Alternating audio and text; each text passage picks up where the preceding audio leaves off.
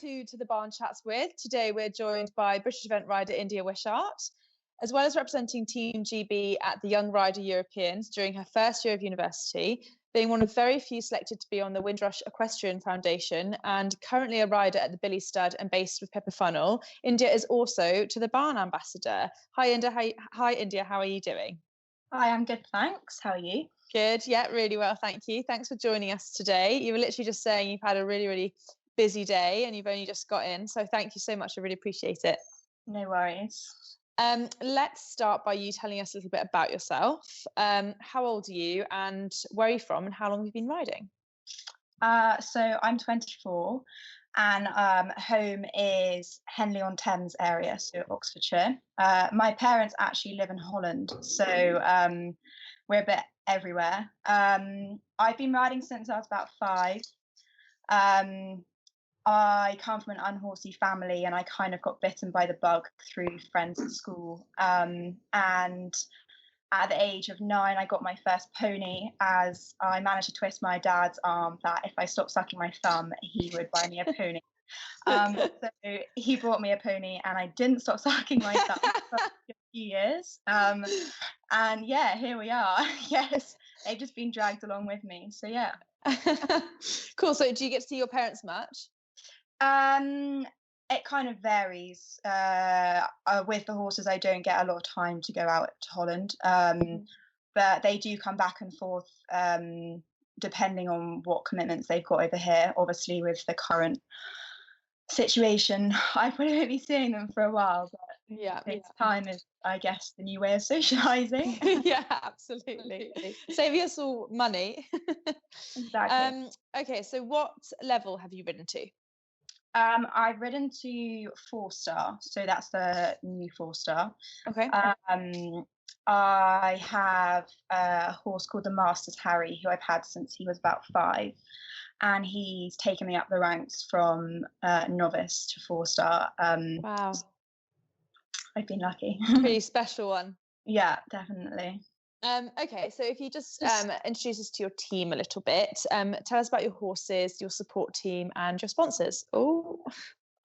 Okay, so I'm based with Pippa Funnell, which is, I still have to pinch myself every day or so. I'm actually able to be in such an amazing environment that I am. So I'm really lucky to have her team helping me. And I've got 2 horses here with me, Harry, who's my 4-star one. He's 14, and he's actually on holiday at the moment.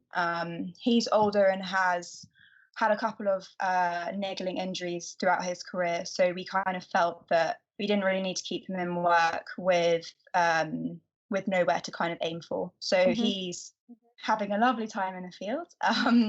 Perfect weather for a holiday. Exactly. And then I have Guinness, who is a 9-year-old that I got the ride of last year. Ooh, my table's moving. And so yeah, I've had him. I haven't had him for a year yet, probably about 10, 11 months. And he kind of came to me having done a couple of novices. He's a quirky character, but we got on really well, and I kind of took him up from pre-novice to intermediate last season. Oh, wow. His aims this year were kind of to aim for Blenheim 8 and 9-year-olds, but I don't think that's going to be happening. So yeah, we'll see where that goes. And I'm really lucky. I've got an amazing support team behind me. Like you said, I'm on the Windrush Equestrian Foundation. I've got a huge support system from Pip, who's the mentor, to sports psychologists. We've got a lady, Emily Mumford, who does a lot of social media stuff, so we can go to her with any questions that we have. We've had veterinary help, physios, so yeah, it literally covers every aspect you could imagine. And then I've got some amazing sponsors. 2TheBarn have been great. Yeah, I've been with you guys probably about a year now, so that's really exciting. And then I've got Animal Life, my supplements. I've got Whale of a Time clothing, Derek do my saddles, which they're the best. I love them. Yeah, I've got a great team. That's really interesting to hear about the Windrush Equestrian Foundation. To be honest, before you were selected, I hadn't heard of it personally, but it sounds like an amazing, quite intensive program that looks at all aspects of becoming a professional rider. I know that you do some Pilates, amazing that you get social media sort of tips and management techniques. It's very much you know, even the likes of William Fox-Pitt and Alex Bragg are fully aware that it's not just about riding horses anymore, but managing and marketing yourself as well. So it's amazing that you're getting these opportunities and really putting them to good use. So it's really exciting. Yeah, it's only in its second year of running, and I guess the whole idea behind the program is to support young people who want to make it in the sport. And what we've had drilled into us is there's so much more to being a top event rider than actually being good at riding. You have to, like you said, you have to be good at everything, and it's how you deal with sponsors, how you deal with owners, and the horses as well. And it's more than just getting on them and riding them, it's how you manage them, how you treat them on the ground. And so Pip's really, really drilled that into us, that the basics of being a horsewoman or a horseman is so important. Fantastic. That's really great that from that you've worked hard to get yourself a job with Pip, and like you say, that is a real pinch me situation. That is really, really cool. Okay, so that leads us really nicely on to competing. So what is the best part of competing, do you think? Gosh, I'm a very competitive person, so I guess the adrenaline of kind of the build up to a competition, and hopefully kind of, I guess there's several aspects to it. I guess winning is what we all want to do. So everyone kind of goes there with the aim to be the best, but it's kind of the progression of how your journey goes. So having your bad days and your good days, and how you deal with them, and kind of putting your training into practice. And although you might feel like you're getting somewhere in training, going to a competition and kind of seeing how that all pans out, and then you can kind of go back home and be like, okay, so this went well, this didn't. And you know, I feel like it's kind of a good way to track your progress, but also the kind of the enjoyment of doing it. Like going eventing is a great day out. It's lots of fun. You see your friends, and there's that aspect to it as well. Yeah, absolutely. It's a very sociable thing. And like you say, it's kind of like a noted record of your progress. It's easy to forget day to day how each training situation might, you know, happen, what might happen in each training session, whereas at competition you're like, oh yeah, that's when this happened, so I need to work on that to make sure it doesn't happen again. Like you said, it's like a highlighted kind of look at your flaws as well as the good days, and like that went really right. I worked really hard and that went right. Yeah, exactly. And I guess we do it because we love the sport, like underneath it all, like I just love eventing, and I love all three disciplines. So it's being able to do that as well. Absolutely. What tips do you have to ensure that you and your horse perform to your best on the day? I guess it's just having a plan. I find it really I found for myself that I have to be very focused on controlling what I can control, but not worrying about the factors that I can't control. So I want to go to an event and be as prepared as I can be, and have in my mind all of the things that I have to do before dressage, jumping cross country, to perform at my best, but not getting caught up in the things that I can't control, like how everyone else is doing, what the weather's doing. So yeah. That's really good advice. That's pretty impressive from someone of your age, having that mentality. I don't know if there's many people that would. How much is attitude a factor in winning? I think think it's a massive aspect, having the right attitude. I do get quite nervous, and I guess that's where my mentality comes from, about being able to control the controllables, and you can't control the uncontrollables, because you have to.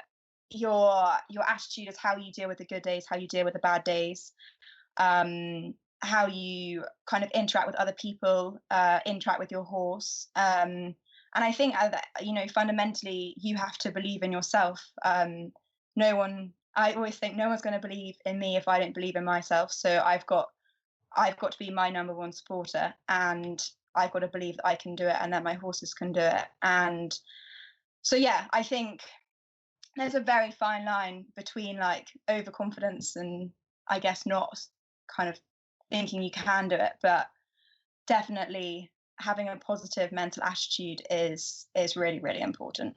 Absolutely. And believing in yourself. You can do this. Yeah. How do you prepare for a big competition? Having a plan.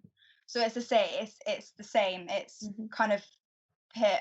So, like, for example, Bramham under 25s last year, I had I had the week in my calendar that I was going to be there, and I worked backwards from there, what I need to do to be prepared. So I looked at my prep runs, what have I got to do to be qualified, what prep runs do I need to do with him for him to be fit, when do I need to do my cantering work.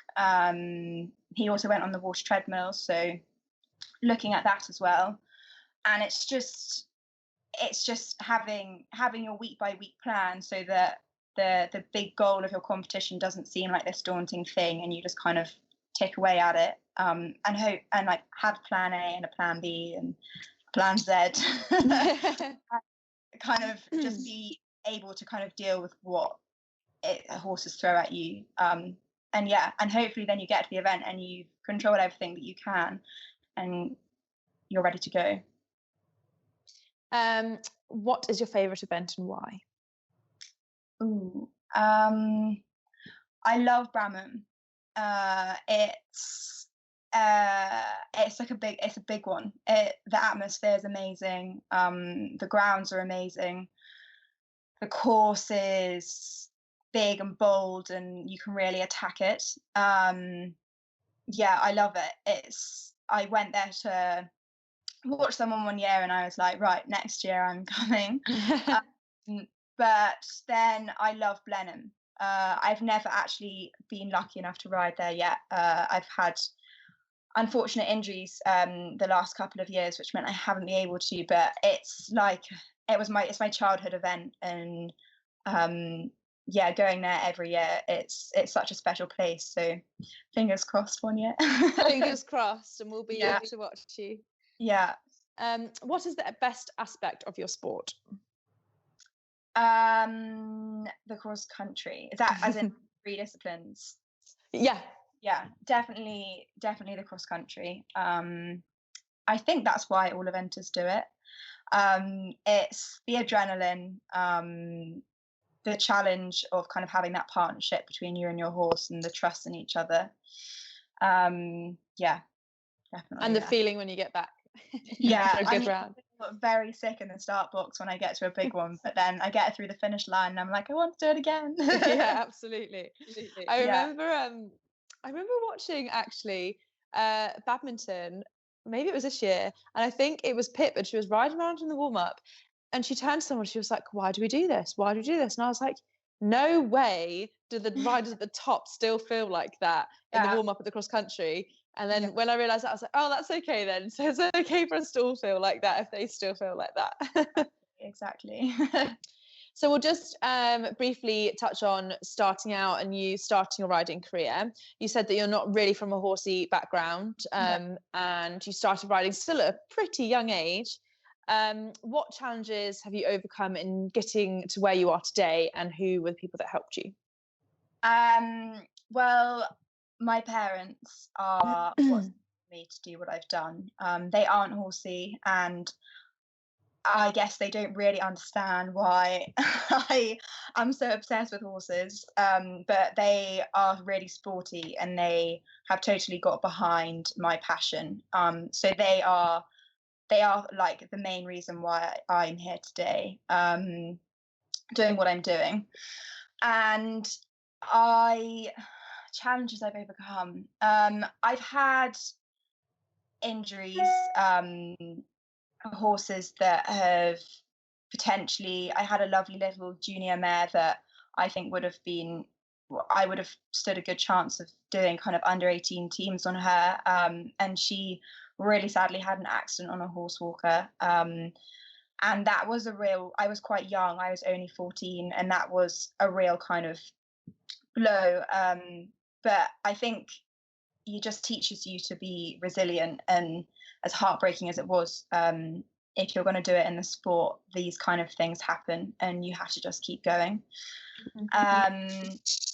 And Harry, my top horse, I haven't exactly had an easy ride with him for the last couple of years. I've kind of been riddled with little things that have popped up at really inconvenient times.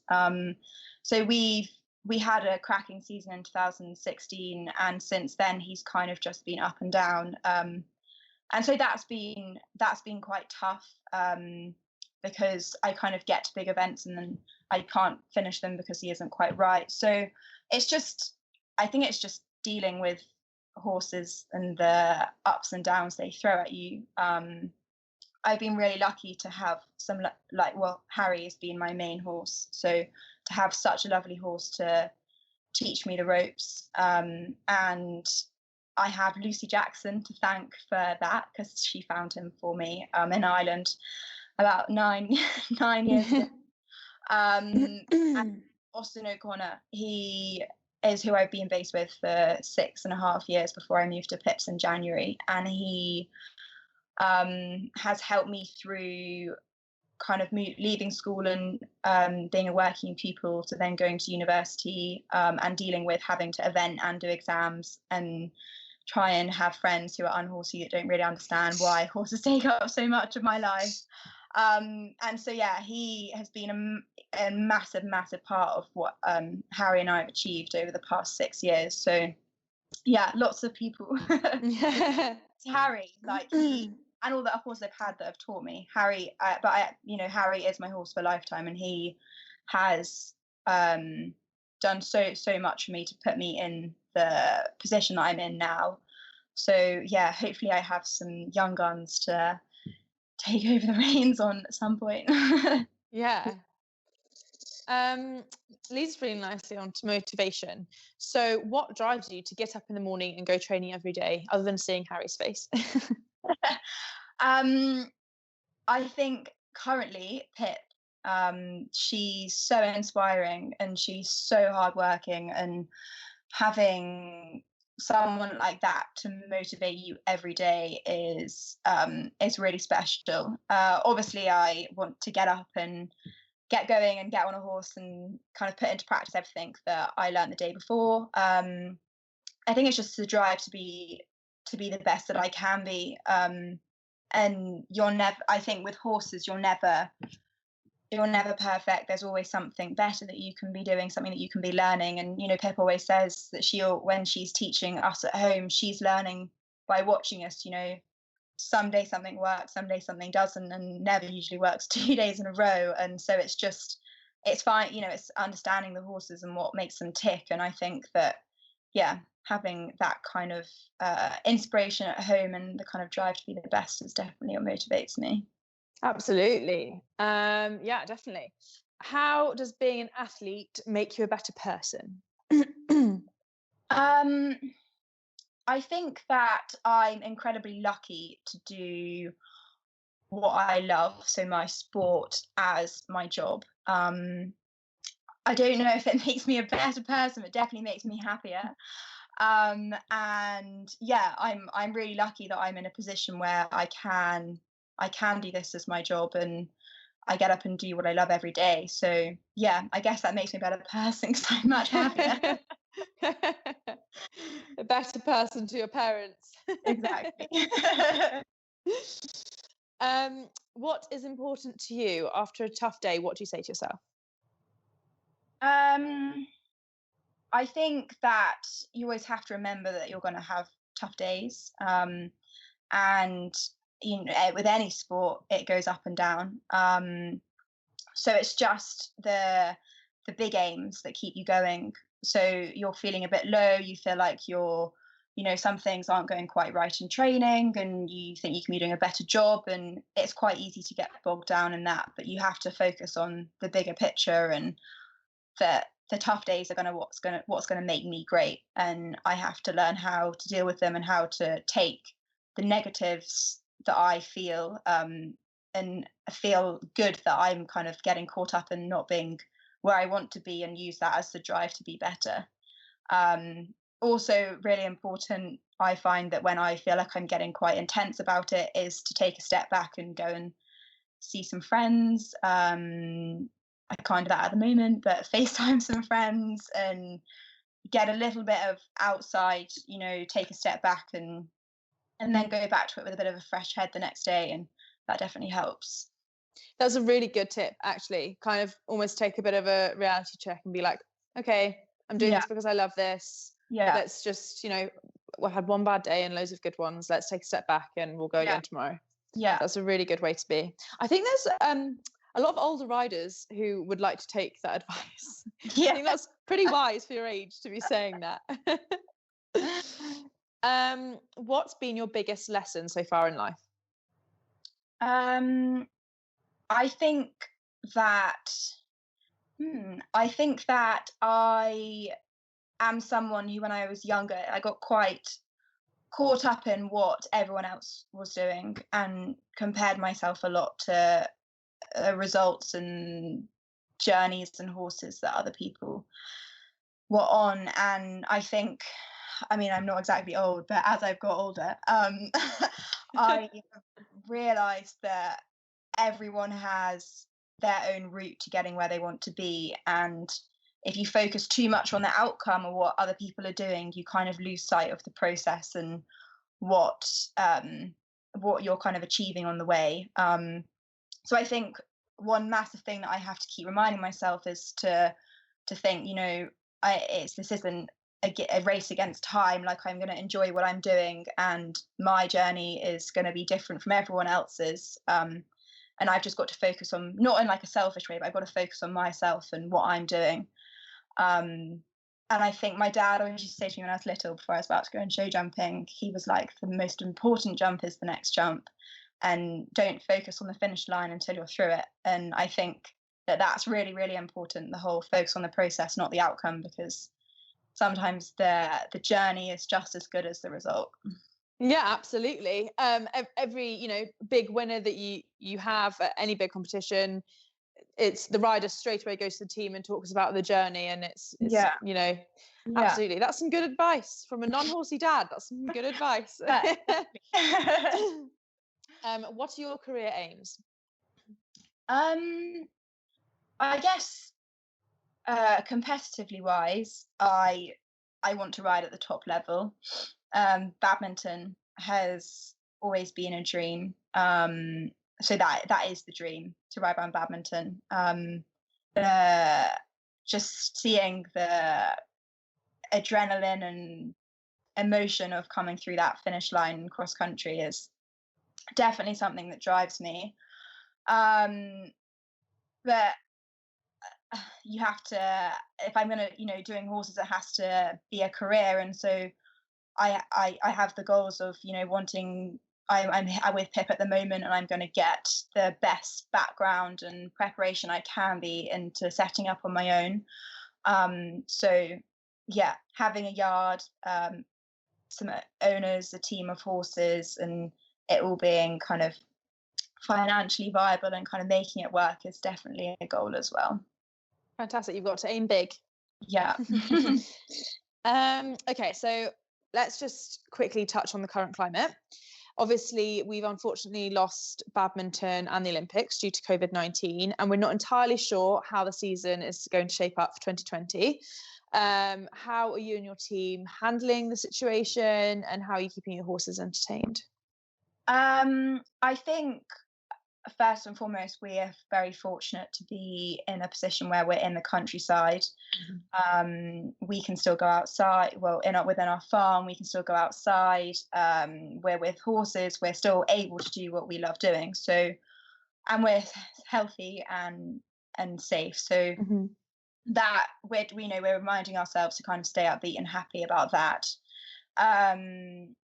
It is incredibly disappointing about the eventing season, but we're kind of taking this time to actually really strip our training back and focus on all the things that perhaps might get overlooked a little bit when you're in the heat of the eventing season. And the other day, Pip got us to take off our spurs and put our horses all in fat snaffles, and really, really got us thinking, are the horses off the leg? Are they in front of me? And kind of really stripped it back, which perhaps you might not feel like you have time to do kind of 2 weeks before a big event. And so yeah, we're kind of taking this opportunity to focus on the basics, really kind of get them in place, but not overdoing it. So we have amazing hacking around here.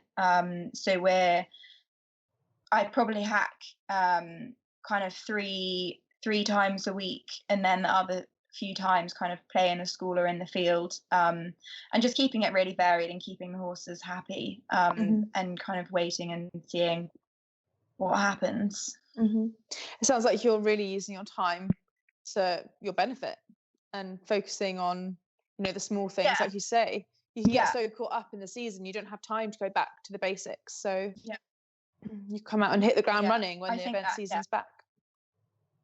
That's the plan. Okay, so looking at young horses, I know that you have a couple that you're in charge of at the Billy Stud. Can you just tell us a bit about your involvement with them, and do you have a development plan with them? Are you following a specific kind of the Billy Stud given you what they'd like you to do, or are you a bit of freer rein with them? So I have 6 or 7 young Billy horses that kind of alternate a bit as we go.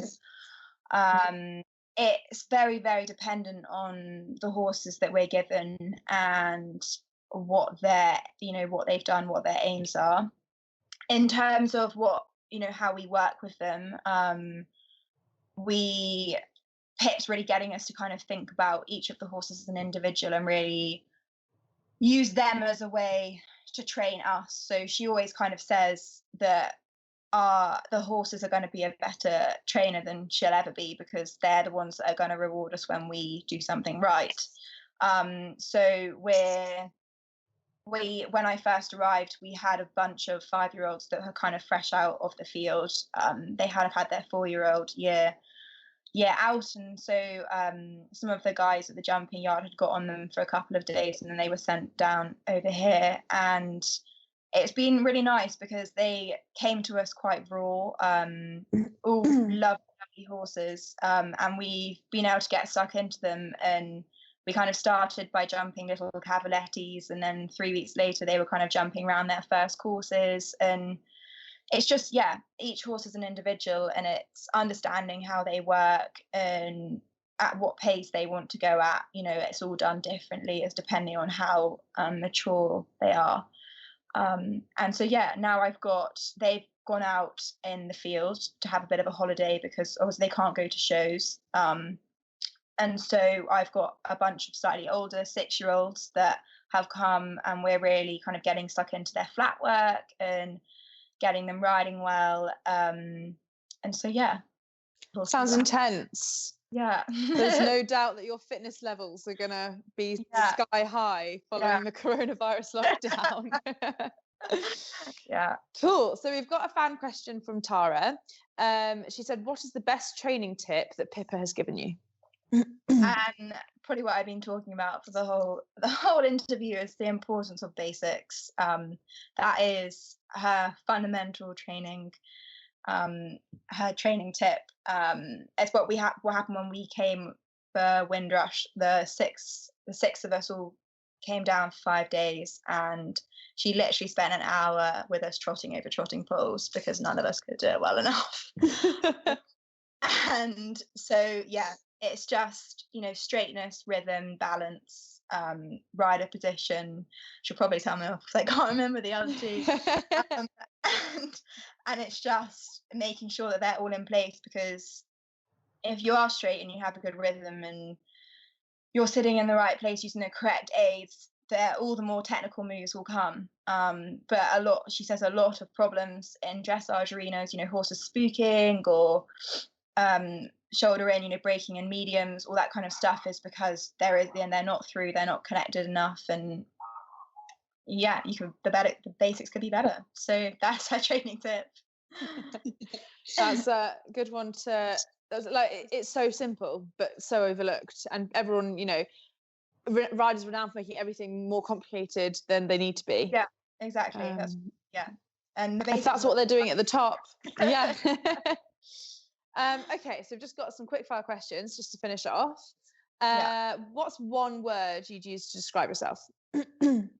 Determined. It's a common one that we've got in these interviews. Who inspires you as a young athlete? As me as a young athlete when I was young? Pippa, yeah. How old were you when you first started riding? You said 5? 5, yeah. Do you remember? Yes, I used to go to, I think I got put on like one of my friend's little ponies and walked along, I don't know, the bridle path or something. But I remember the first riding school that I went to, it was a pony called Star, and Star always used to go lame. So I'd go riding every Saturday, and sometimes I wouldn't be able to ride for a couple of weeks because she was quite old. And my dad used to come in and tell me, and then I used to just spend hours crying. And I had a little hobby horse that was called Star, so then I'd just sit on that instead. Okay, there's no questioning your love for horses.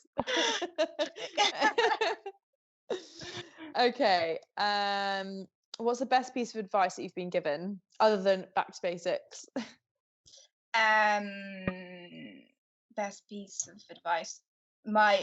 This is very boring. It's my dad. Focus on the process, not the outcome.